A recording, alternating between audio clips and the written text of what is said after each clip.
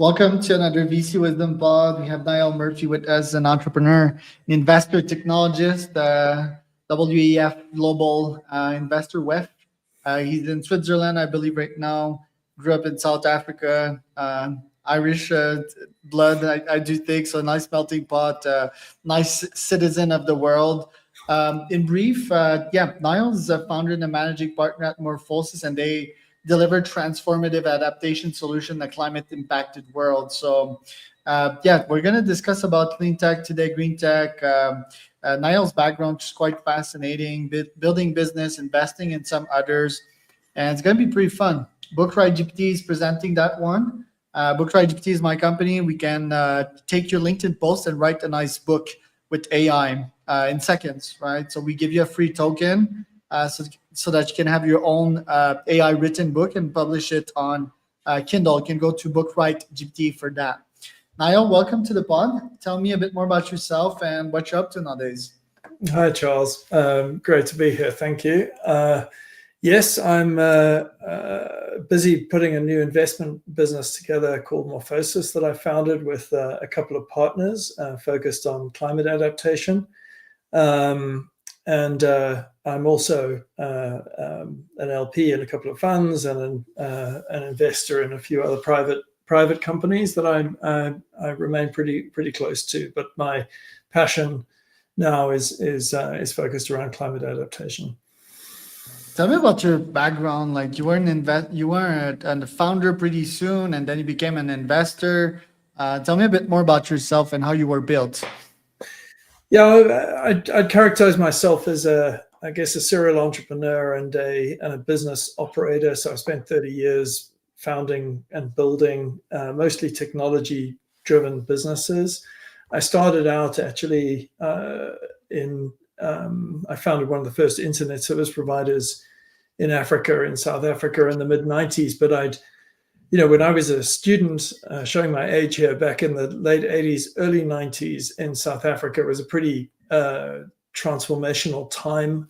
Nelson Mandela was released from prison in my second year of university, and so I worked in ICT policy for the African National Congress in the early 90s in South Africa, and one wanted to be part of how the change would happen in the country, and then I moved into my entrepreneurship career, if you like, in founding the first internet service provider.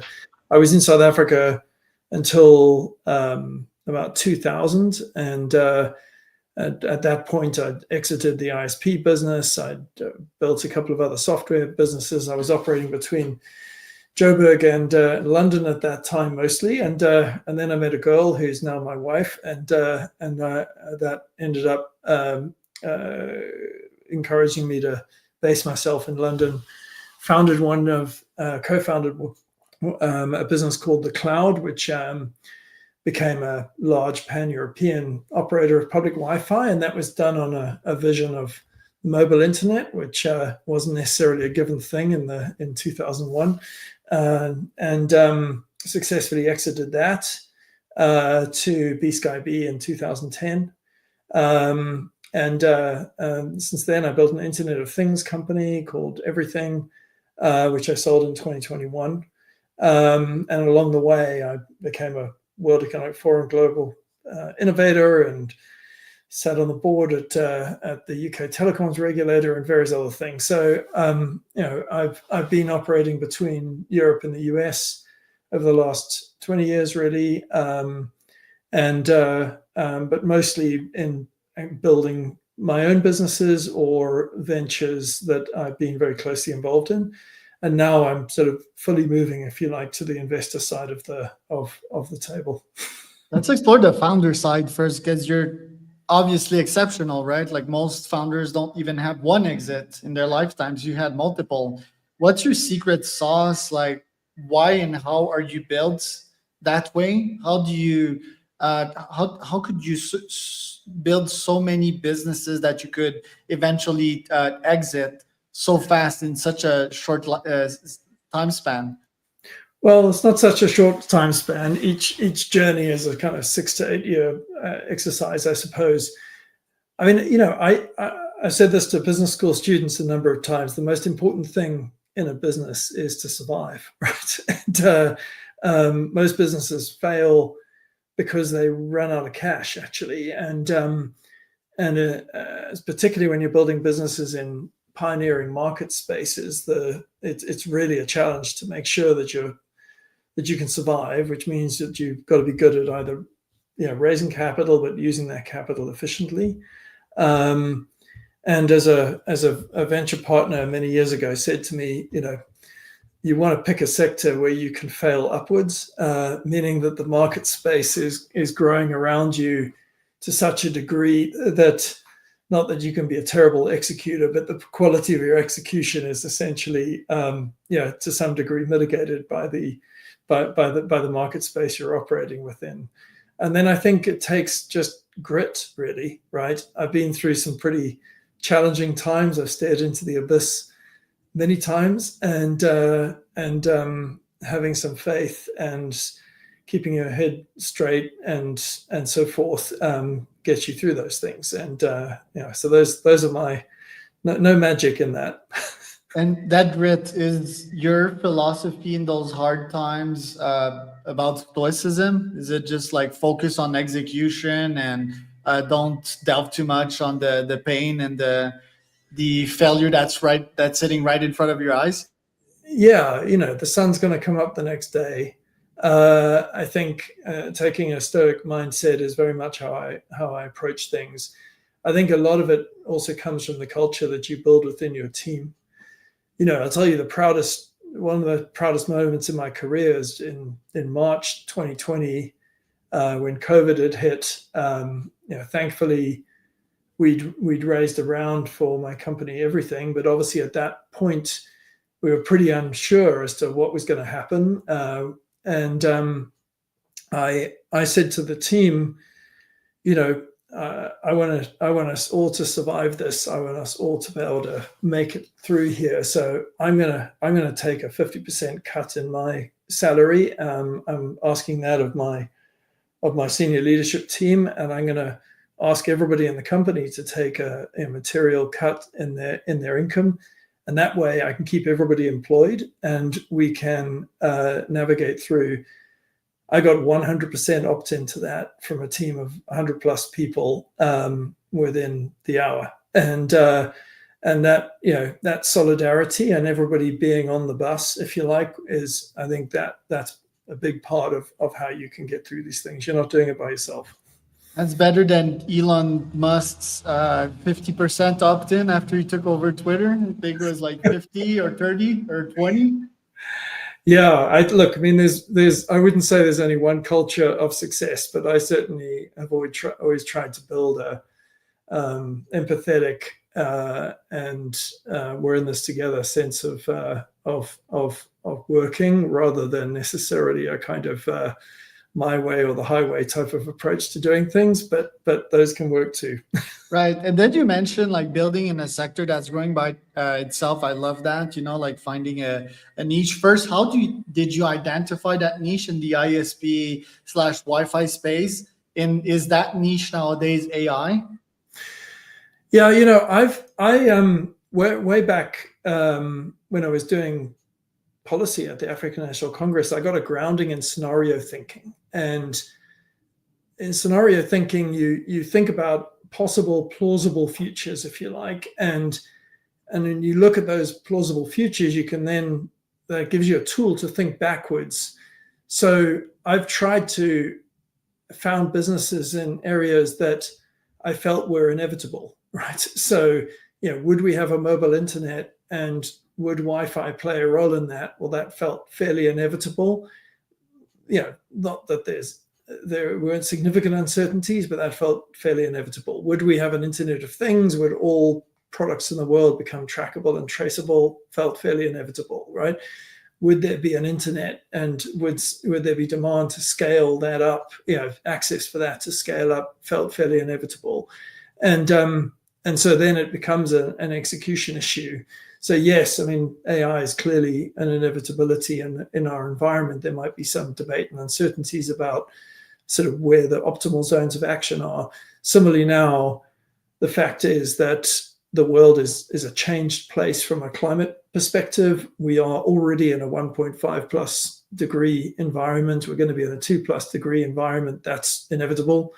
And therefore, there will be inevitably demand for adaptation solutions to deal with that, right? And I think if you aren't focusing on an area where you've got a high conviction of its inevitability, then you should pick something else.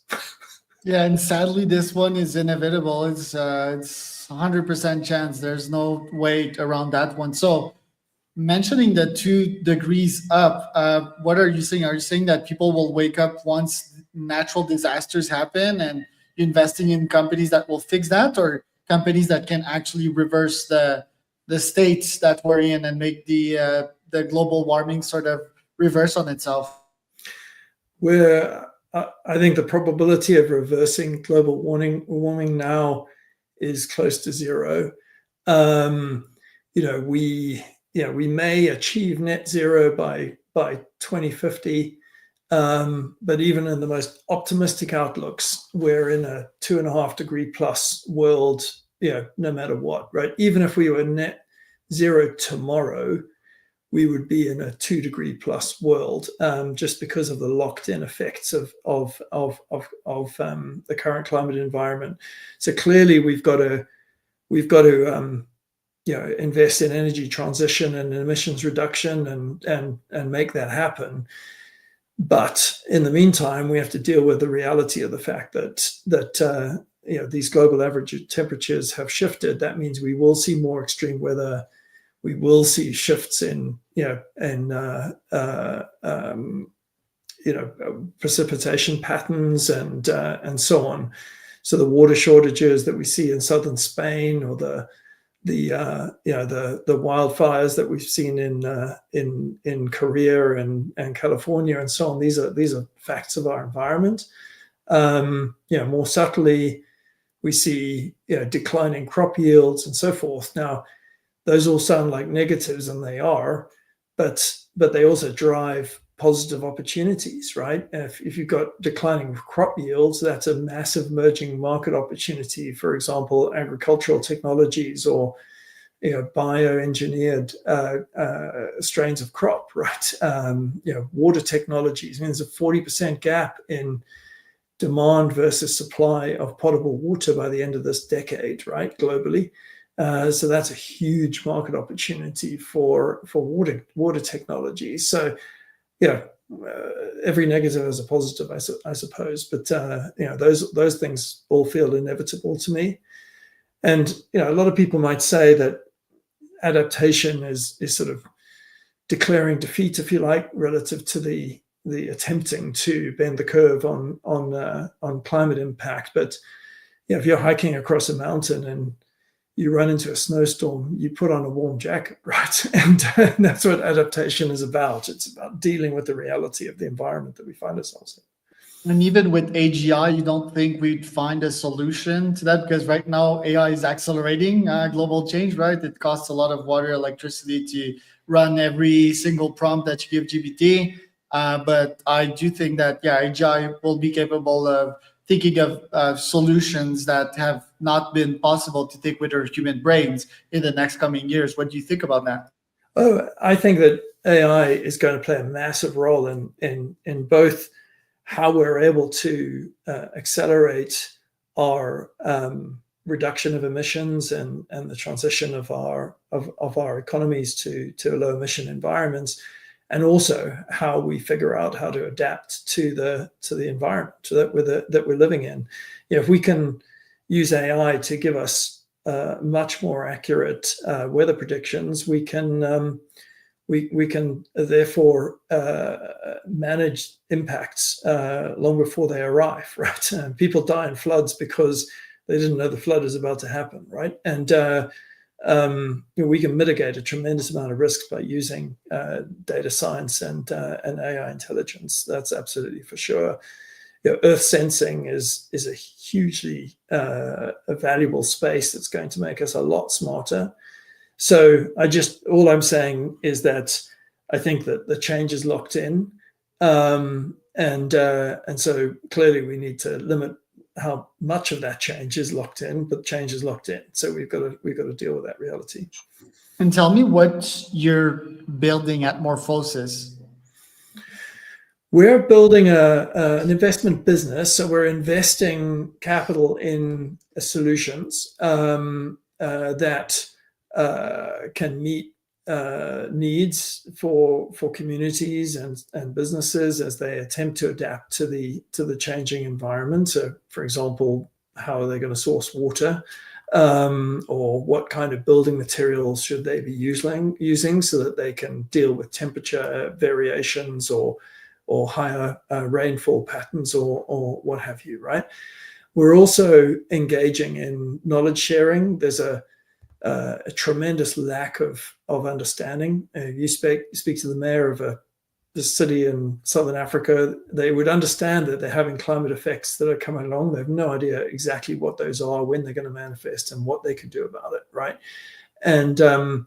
And so we've got to join the dots between the investment community, the innovators, and the people that have the need of application of these technologies. So Morphosis is acting as that curator, if you like, as that facilitator. So we're building a knowledge sharing capability and investment capability, and then obviously actually supporting these businesses to be able to develop. Right. And do you feel the solution is actually building or investing, or if both, like in what percentages? Well, we will predominantly act as an investor, but in an applied way. Businesses, every startup company faces challenges of lack of scale or profitability or what have you, right? But in the climate environment, you're also facing policy dysfunction, right? They aren't necessarily the right policy capabilities available to help a business develop or nurture that business, and the world is mispricing climate, continues to misprice climate, right? And so we've got to help businesses overcome those. We can't do that in all markets in the world, but we can find a mapping of specific markets where actually policy can be optimized and a solution get off the ground, right? And that kind of model, and there's a great example, not mine, of how Zipline, the drone delivery business out of California, actually optimized and developed its model in Rwanda, right? Because Rwanda needed that kind of technology to meet certain healthcare needs, and now that they've built significant experience in that market, they can go back to the US and they can get themselves accelerated in that market. And so that kind of approach is what we're doing with Morphosis. Right. And what are you doing in Glasgow? What do you see on the startup side of things in Ireland? In Ireland? Well, I mean, I'm based in Switzerland, and with Morphosis, we're operating globally, actually. So we're involved in businesses in the Netherlands, in Colombia, actually, and various other parts of the world. Ireland, I've obviously got a special place in my heart for, and try to visit as frequently as possible.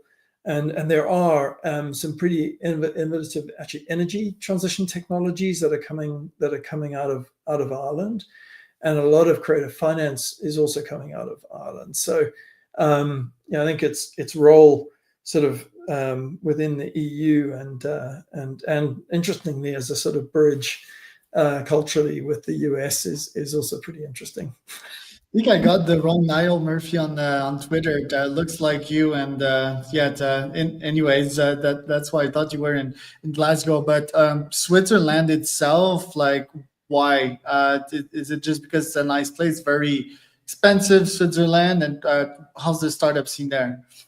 Yeah, I've been living in Switzerland for the last 15 years, and the reason I live here is that I love mountains. I'm obsessed with climbing mountains, and so if I can get out there on my skis and climb a mountain or rock climb a mountain, whatever, I'm going to do that. And Switzerland's a great place to be.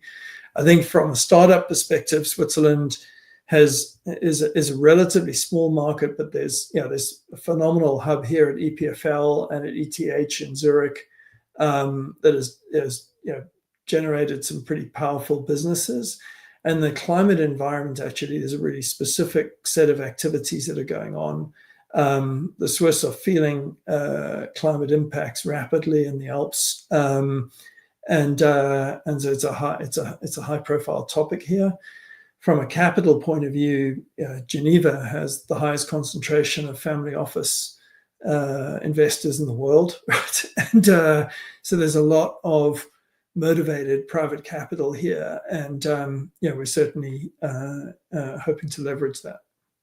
And are these family offices interested in solving the global crisis that we're facing? Like, what feedback are you getting from them? There's obviously all sorts here, but yes, there's certainly we're getting positive reception, and these tend to be folks that are pretty globally engaged, and aren't just looking at things from the point of view of what's happening in their own backyard. They've got portfolios that span the world, and can, if you think about how are you going to preserve value over the next 20 years, you have to be looking at how any asset that you are an investor in is able to adapt to the changed environment. There are two big driving forces, maybe there's three, affecting our world. AI is one of them. It's going to change the rules of everything that we do. Climate is the other one. That's a fundamental to our environment. And perhaps our friends over in Washington are creating some other driving forces that are fundamentally changing our world. But when you talk to family offices, they're thinking about those things. They're thinking about, what does the world look like 20 years from now? How relevant are the assets I'm invested in? Which assets am I invested in? They're going to become distressed because the climate just pulls the rug from under its feet. And so they're not looking at this from an altruistic point of view. This is actually where is the value in the future, and how do I secure the value that I have? That's what adaptation is about, right? It's about preserving value and building value, obviously.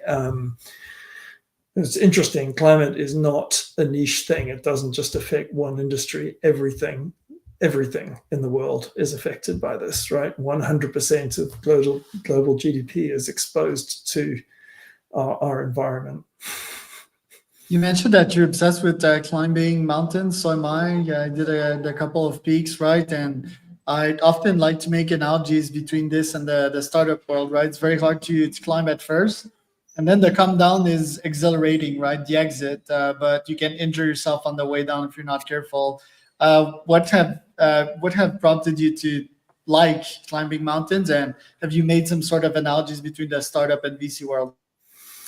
Yeah, I guess I like the solitude, actually, up on a mountain. I like the physical challenge of being able to get there, and particularly when it requires a kind of a planned expeditionary type of approach. So you're sort of stressing yourself both physically, but also in the way that you organize to accomplish it. And the sort of contact with nature, it's a very real way of experiencing the natural world. As you can feel it on a mountain, you can hold on to it, and I love that. I think there's a lot of analogies to the startup world. I think that planning, dealing with the uncertainties of externalities you can't control, and then sort of the weird paradox when you get to the top of a mountain, which you've spent hours or days slaving away to, you sort of spend half an hour there, look at the view, and then you turn around and walk down, right? And the sort of same thing happens when you exit a business. I mean, it's great, but that end point is really just a waypoint, I think, right? That's not why one does the journey. One does the journey to to have the journey, not and the sort of top of the mountain or the exit, if you like, is just it's a thing that happens rather than necessarily being where everything climaxes, from my point of view anyway. Was supposed to climb Pico de Orizaba in Mexico, which is the highest mountain, and not so long ago for a second time. And yeah, what's your next climb? Are you gonna Everest one day?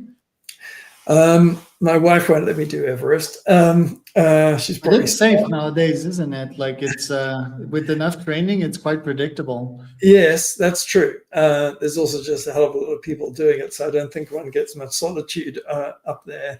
Yeah. No, I'll do some stuff in the Alps, and certainly plan to go up Jungfrau this season, and a few other alpine peaks. Nothing further afield than that at the moment.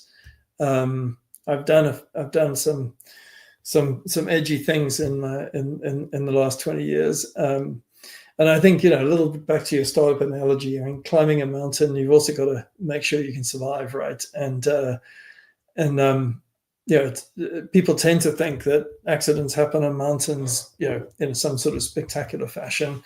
Certainly the truth in the Alps is that, most deaths occur because of exposure, right? People just running out of time in bad weather, right? And you could say that's exactly what happens to startup businesses that fail. They run out of time in bad weather, right? And that's so one's got to be sort of prudent, if you like, about getting down.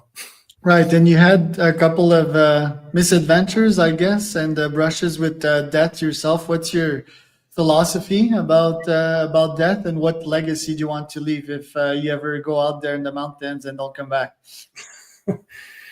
Well, hopefully, if I go out in the mountains and I don't come back, I was having a good time up until the moment that I didn't. And I think I've always wanted my family to. The most important thing for me is to have sort of love and respect within my family. So that's the legacy that I want to leave behind. But hopefully that's not my outcome. But I guess if one's going to go, one should go in style.